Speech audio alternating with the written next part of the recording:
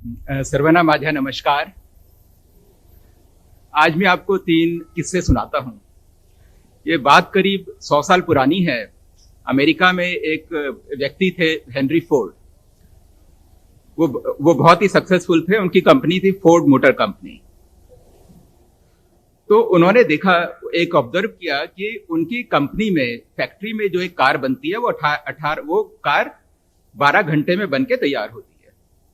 उसके पीछे काम ये था कि एक वर्कर काफी सारे काम एक साथ करता था। वो एक इनोवेटिव नया कॉन्सेप्ट लेकर आए कार मैन्युफैक्चरिंग में। वो था मूविंग असेंबली लाइन का। उसमें कार चेन में मूव करती थी, एक वर्कर के पास जाती थी, वो वर्कर एक चीज का एक्सपर्ट होता था, फिर वो उसमें काम करता था, वो कार फिर दूसरे वर्कर के पास जाती थी। तो इसका इंपैक्ट ये हुआ कि जहां पहले 12 घंटे में कार बनती थी, वो अब 90 मिनट में बनने लगी। वर्कर की जो सैलरी थी वो डबल हो गई, वर्किंग आवर्स कम हो गए। $600 की जो कार होती थी वो 300 से भी नीचे में आ गई।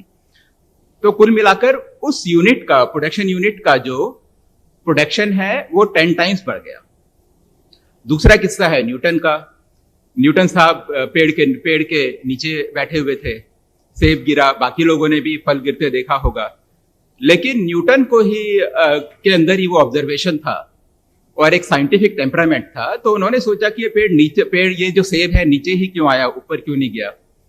धरती में जरूर कोई शक्ति है। उसके बाद जो हुआ वो आप सबको मालूम ही है। तीसरा किस्सा सन 1831 का है। इंग्लैंड से HMS बीगल नाम का एक शिप एक्सपेडिशन में निकला।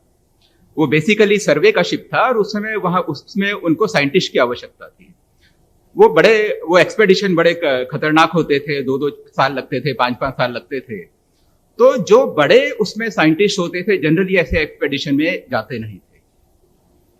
तो उस समय एक नौजवान 22 साल का साइंटिस्ट उस एक्सपेडिशन में गया। उसका नाम था, और वो जो उसके जो फादर थे, उसके फादर ने मना करा। डार्विन नाम का जो वो साइंटिस्ट था, उसको सी सिकनेस भी थी। तो उसके बाद वो 5 साल के बाद जब वो एक्सपेडिशन से वापिस आए, तो उसके बाद जो भी हुआ वो सब आपको मालूम ही है। तो ये हेनरी फोर्ड का जो इनोवेशन है, न्यूटन का जो ऑब्जर्वेशन और साइंटिफिक टेम्परामेंट है, डार्विन का जो एक जील काम करने की और जो डिस्कवरी करने की उनकी इच्छा, ये क्वालिटी अगर किसी एक व्यक्ति में है तो वो है आज के हमारे चीफ गेस्ट, मुख्य अतिथि, माननीय केंद्रीय मंत्री नितिन जी। तो गडकरी जी ने अपने इस टेन्योर में जो काम किया है, वो काम हम लोग सोच भी नहीं सकते थे। तो कौन सोच सकता था कि आज से 10 साल की, जहां पहले 2 किलोमीटर सड़क एक दिन में बनती थी, वो 10 टाइम्स बढ़ के आज 22 किलोमीटर सड़क एक दिन में बन रही है। हम अब वेस्ट मटेरियल आप भी देखते हैं, हम भी देखते हैं, लेकिन सिर्फ गडकरी जी ही सोच सकते हैं कि इस वेस्ट मटेरियल से सड़कें बन सकती हैं। हाइड्रोजन को फ्यूल की तरह हम लोग इस्तेमाल कर सकते हैं।